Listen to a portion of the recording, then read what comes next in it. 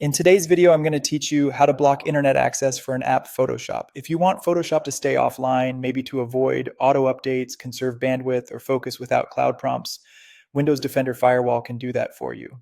Just a quick note, blocking internet access may affect sign-in, cloud documents, and licensing checks, so proceed only if you're comfortable with that. You may also need administrator rights to make these changes.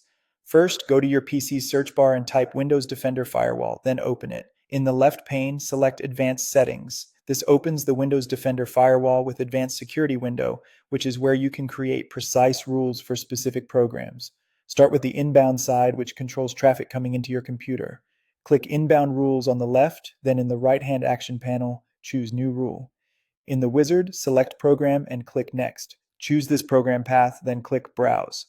Navigate to your Photoshop installation and select the Photoshop executable file, usually named photoshop.exe, then click Open and Next. On the action screen, choose Block the connection and click Next. You can leave the defaults on the next screen as they are. Finally, give the rule a clear name and description so you'll recognize it later, and click Finish. Now you'll repeat the process for outbound traffic, which controls what leaves your computer. Click Outbound Rules on the left. Choose New Rule in the action panel. Stay with Program selected, then click Next. Click Browse again for the program path, select the same Photoshop file, and click Next. Click Next again to go to the Profile screen and make sure all three options, Domain, Private, and Public, are enabled so the rule applies everywhere. Click Next one more time, give this outbound rule a name you'll remember, and hit Finish.